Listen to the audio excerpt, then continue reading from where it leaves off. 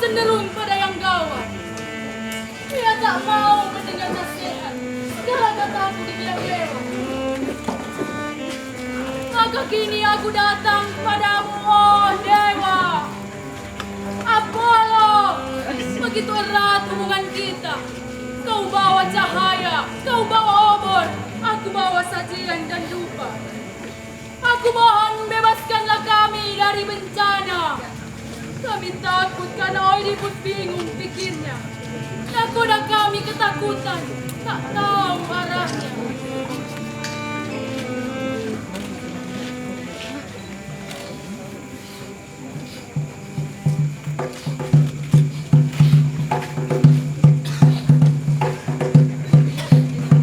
Orang-orang asing, bolehkah saya bertanya? Di manakah istana Oedipus sang raja?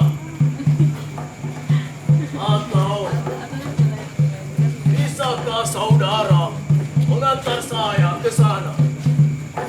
Inilah istana raja dan Anda berada di sini. Dan ini permaisuri raja, istri dan ibu anak-anaknya. Hormat saya untuk Paduka. Istri yang berbuah setidaknya selalu gembira. Rahmat bahagia selalu menghias rumah tangganya. Semoga rahmat turun padamu pula. Kata-katamu sungguh mulia bunyinya. Katakanlah, apa yang kau minta? Kabar apa yang kau bawa? Saya bawa warta gembira untuk sang raja dan seluruh kerabatnya. Warta gembira. Tentang apa? Warta gembira dari siapa? Saya datang dari Korinta. Wartaku pasti membawa gembira, meskipun ada juga susahnya. Kalau ada susahnya mana bisa jadi gembira? Coba katakan, berita apa? Rakyat di Korinta akan menobatkan Oedipus menjadi raja. Apa? Apakah Polybus tidak lagi bertahta? Tidak, tidak lagi bertahta. Beliau pulang ke alam baka. Ke alam baka? Ayo Oedipus meninggal dunia. Ya, begitulah tepatnya. Kalau saya berdusta, hukum boleh menimpa saya. Cepat daya, pergilah ke istana. Katakan semuanya kepada raja. Oh, firman dewa. Sekarang apa katamu? Oedipus menghindari Polybus hingga bertualang sampai sekarang. Sebab dewa kejam tujuannya. Ia ditebak membunuh ayahnya. Sekarang lihat, Polybus wafat. Bukan karena Oedipus berkhianat, tapi Paus sendiri datang menjerat.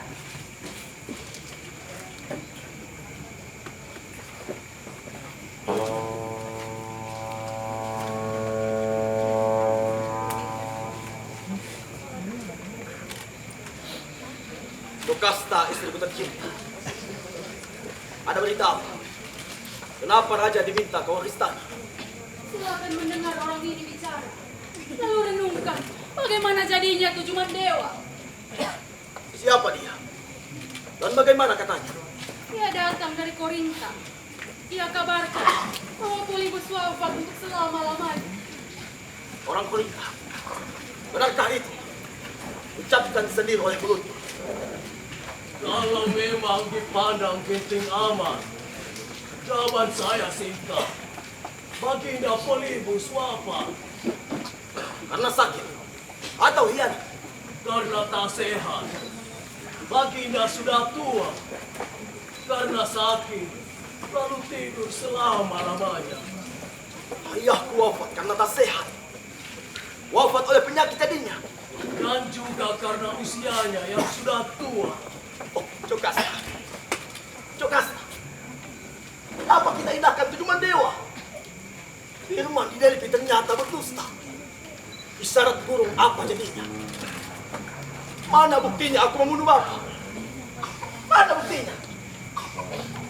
Baginda telah berpulang dan dikuburkan. Ditanam dalam-dalam balik bumi. Dan aku di sini, di Tebes ini, tak pernah bergerak dari sini.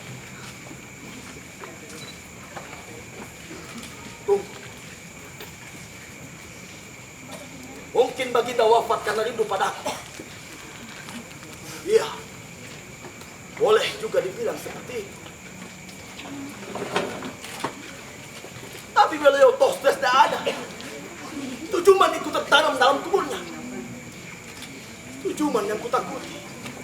Tapi kini, semuanya tak berarti. Memang tak berarti. Sudah kukatakan berulang-ulang kali. Iya, mungkin aku bodoh sekali.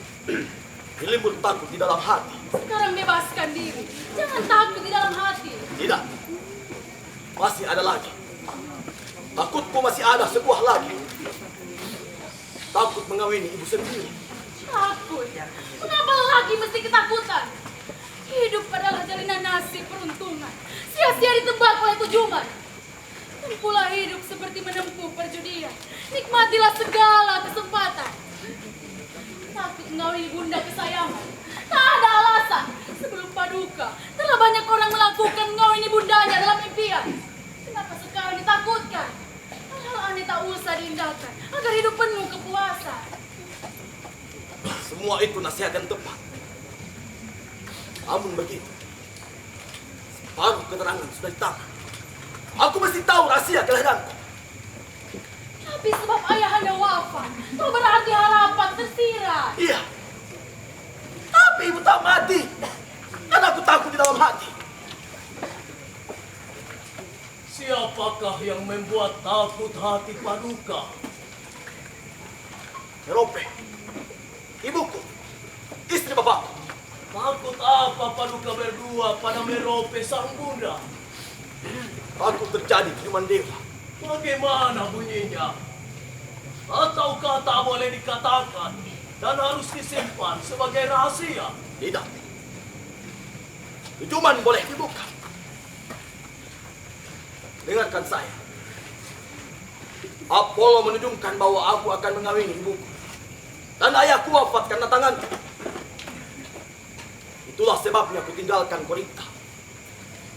Kini nasib telah menolong saya. Namun dalam hati ini, wajah orang tua lebih berharga. Serta rinduku tak terkira. Jadi takut inilah kiranya yang mendorong Paduka lari dari Korinta. Ya, agar tidak membunuh bapak. Tugasku adalah mengabdi Paduka.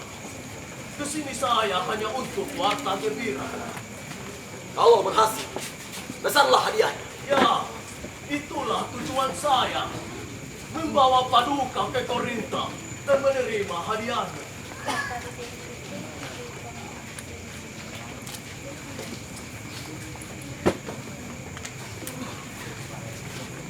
Tidak mungkin aku kembali ke Korinta.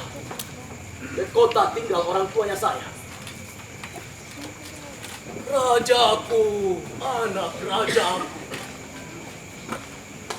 Ternyatalah Paduka belum tahu. Demi dewa, katakan, rahasia apa yang harus kau singkapkan? Kalau Paduka takut karena itu tandanya Paduka tak tahu Aku takut kebenaran tujuan dewa. bahwa akan berdosa pada orang tua. Iya, itulah ketakutan saya yang mendorong saya lari mengembara. Disinilah letak anehnya. Apa yang aneh? Bukankah aku anaknya? Terhadap Polybus, Paduka bukan apa-apa. Bukan apa-apa. Ayah yang memuahkan saya. Apakah itu bukan apa-apa? Polybus bukan ayahanda Paduka. Dia sama asingnya dengan saya. Tapi kenapa ia panggil aku anaknya? Paduka didapat dari pemberian. Dan tangan inilah yang memberikan.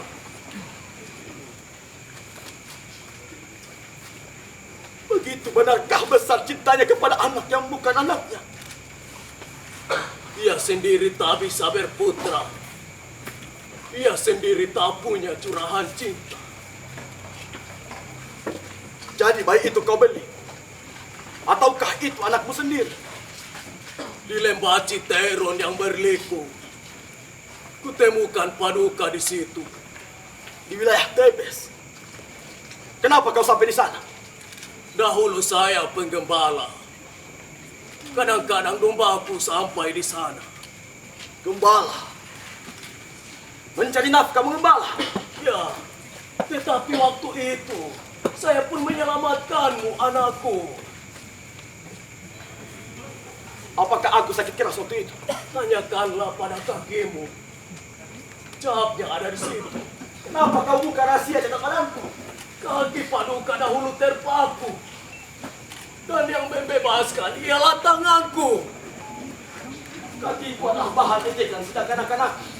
Itulah sebabnya. Nama Paduka, Oedipus, kaki yang cacat. Itulah artinya. Dari siapa nama itu? Dari ayah, ibu, ataukah dari kamu? Aku tidak tahu. Mungkin dari orang yang telah memberikan Paduka kepada aku. Apa? Jadi engkau tak sekedar menemu. Orang lain yang memberikan aku kepadamu. Ada seorang gembala yang dengan sangat meminta agar saya mengambil Paduka. Gembala yang mana? Seperti apa? Apa kau kenal dia? Katakan, seperti apa orangnya? Kalau tak salah, ia budak Laius. Begitulah katanya. Laius. Laius, Raja Tebes. Ya, Laius Raja Tebes. Ia budak istana raja. Ia menggembala untuk raja. Sekarang di mana dia? Adakah di antara kalian tahu si gembala itu? Barangkali di padang. Atau di istana. Bicara. Inilah waktunya segala rahasia harus dibuka. Kalau tak salah pengembala tadi juga yang telah dipanggil oleh Paduka. Tetapi, cobalah tanya sang putri Jokasta lebih tahu akan soalnya. Jokasta. Telah kau dengar cerita orang beruntung. Sekarang katakan. Apakah gembala itu yang kita tunggu? Apa pula bedanya? Oh, janganlah dipedulikan. Saya mohon, jangan diindahkan omong kosong yang tak ada gunanya. Tidak. Baru keterangan sudah hitam. Aku mesti tahu rahasia kelahiran. Jangan, demi dewa. Kalau ingin hidup jangan diteruskan. Lihatlah, saya sudah cukup menderita. Teguh kejiwa. Darah bangsa cukup selamat. Meskipun nanti aku akan terbukti. Aku anak bangsa. Anak muda turun-temurun berdarah raya. Meskipun begitu, janganlah diteruskan. Saya mohon, cukuplah sekian. Tidak. Aku tak bisa hilangkan. Harus tahu semua kebenaran. Permohonan saya semata-mata demi kebaikan Paduka. Permohonan demi kebaikanku. Ini menjadikan saya. Laki yang malang, jangan kau tahu rahasia dirimu. Hei, jangan kesegepan. Biarkan kami mengatakan bangsa orang. Orang celaka. Begitulah aku sebut namamu. Bahkan lagi aku sebut namamu yang lain. Sejak sekarang dan untuk selamanya.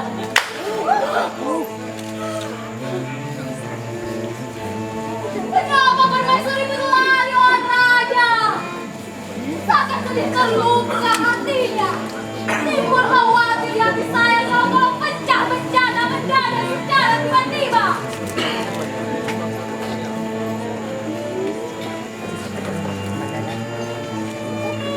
Boleh pecah apa saja. Maksud sudah ditetapkan. Rahasia kelahiranku mesti kudapatkan.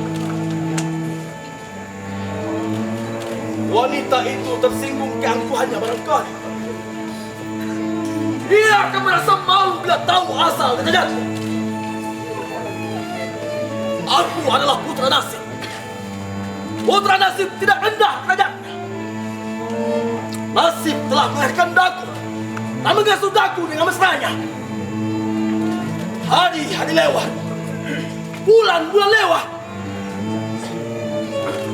Mereka adalah kerabatku. Mereka saksikan semua kerendahanku dan kebesaranku. Aku ada. Aku mesti tahu rahasia kelahiranku. Dan aku tak mau mengkhianati kenyataannya.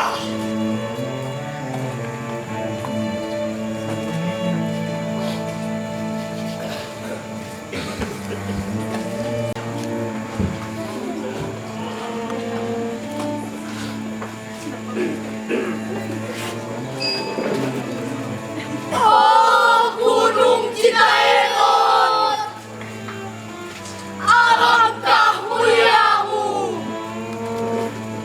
Kalau benar tebakanku, besok hari di kala purnama,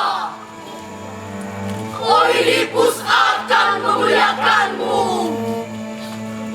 Dimuliakan sebagai ibunya. Seluruh Tebes menari untukmu, menari dan menyanyi bagimu. Apollo dewaku,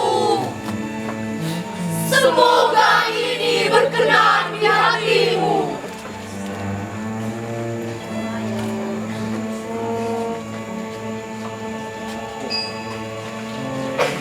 Siapakah itu, anakku? Apakah peri gunung yang kawin dengan dewa gunung? Atau pengantin Apollo sendiri yang suka pandang di pegunungan? Ataukah Hermes ayahmu?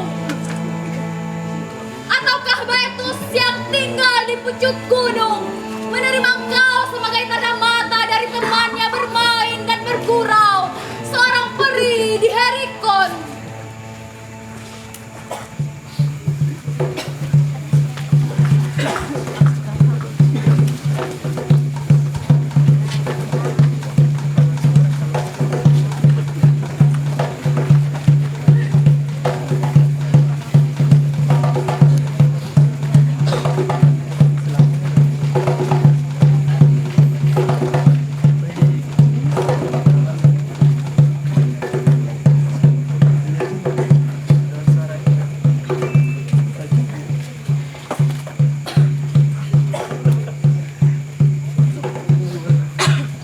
Kalau benar tebakan, meski aku belum pernah bertemu, itulah gembala yang kita tunggu. Apalagi menilik umum. Saya kira sama tuanya dengan orang Korinta. Dan yang mengerikan itu sudah terang pengawalku.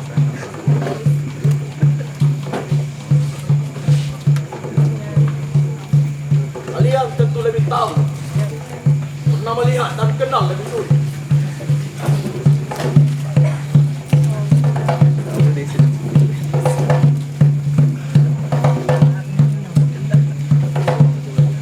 Ya, saya mengenalnya. Saya sungguh sayang kepadanya.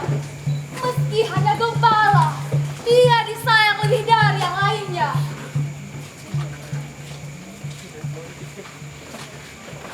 Orang Korinta, aku akan lebih dulu bertanya kepadamu.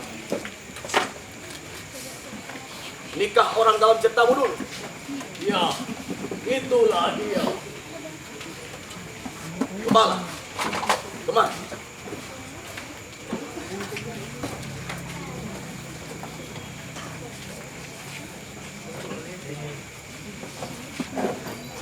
Lihatlah pesan.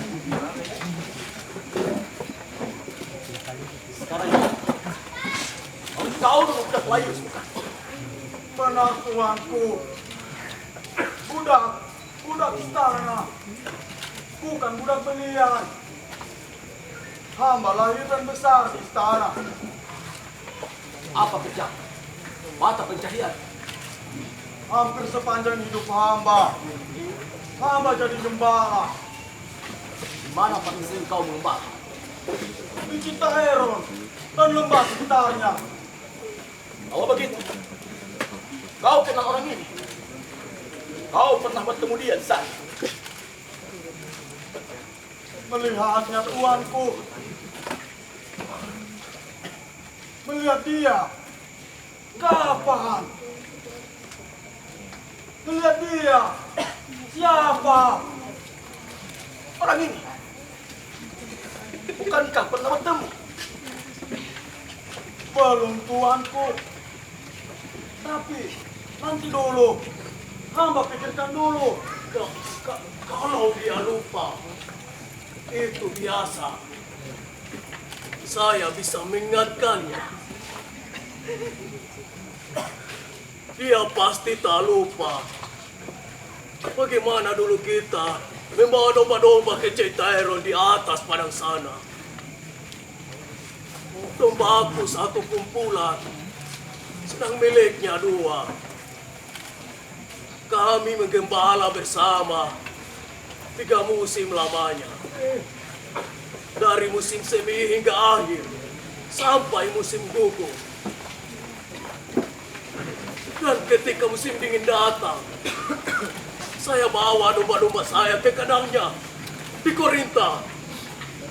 Sedang ia pulang pergi ke ladang Raja Laius membawa domba-dombanya. Bukankah begitu, kawan? Benar memang begitu. Tetapi hal itu sudah lama lalu. Nah, sekarang kakak, masih ingatkah kau bahwa kau pernah memberi aku bayi lelaki agar kuasuh sebagai anak sendiri? Apa maksudmu? Kenapa kau bertanya begitu? Baginda Oedipus dan bayi itu adalah satu. Tutup mulutmu! Orang gila! Tutup mulut! Jangan kau bagi dia. Engkau yang patut dimaki. Dan tetap beres sudah. Tuanku! Apakah salah lidahku? Engkau tak mau mengaku tentang bayi itu. Sebab orang itu tak tahu apa-apa. Ia hanya bicara dan cuma bicara. Semudah dasarnya. Kalau kau tak mau mengaku, aku akan memaksa. Kalau perlu menyiksa. Demi dewa Baginda, jangan disiksa saya. Tulangku sudah tua. Cepat pilih dengannya. Tunggu. Baiklah, silakan baru kau bertanya. Kau beri dia atau tidak? Ya, kenapa aku tak mati saja waktu itu? Sekarang kau bisa mati, kau tidak mengaku lagi. Tapi kalau aku bicara, semua lebih buruk jadinya. Kau ini takkan lagi. Tidak, Baginda. Bukankah saya telah mengaku? Saya memang memberinya bayi itu. Bayi siapa itu? Kau dapat dari mana? Ataukah itu anakmu sendiri? Bukan bayi saya. Orang lain memberikannya kepada saya. Jadi bayi orang lain. Bayi siapa? Dari keluarga mana? Ini dewa Baginda. Jangan lagi baru kau bertanya. Kau akan mati kau sampai saya mengantainya. Tuanku. Bayi itu dari istana Laius asalnya. Anak muda, pegawai istana atau kerabat raja. Oh, Apollo. Inilah hal yang sangat kutakutkan. Rahasia yang gawat harus kukatakan. Rahasia yang sangat kau takutkan. Namun harus kudengarkan. Kalau begitu, dengarkanlah ini. Bayi itu putra Laius. Tapi Jocasta lebih tahu segalanya. Jocasta memberikan bayi itu kepadamu. Memang tuanku. Untuk diapakan? Untuk dibunuhnya. Gila! Bukankah bayi itu anaknya? Memang. Tetapi ia takut pada Tujuman. Gimana apa? Tujuman yang mengatakan bahwa si bayi akan membunuh bapaknya. Tapi kenapa kau tak bunuh bayi itu? Kenapa kau serahkan pada orang Korinta? Hamba merasa belas kasihan. Hamba pikir orang Korinta akan membawa bayi itu pergi jauh-jauh ke tanah asing. Kalau tadi benar katanya bahwa bayi itu adalah Paduka. Maka Paduka adalah orang yang malang semalang-malangnya.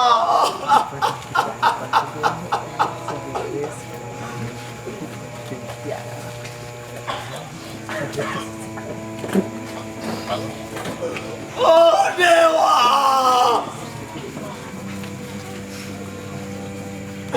lihatlah kemenanganmu.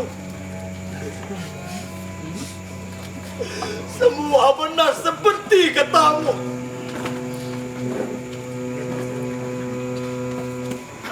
Mentari Jaya, marilah kulihat kau untuk akhir kalinya. Sekarang aku berdiri telanjang, lahir menoda, kawin berdosa. Tanganku membunuh,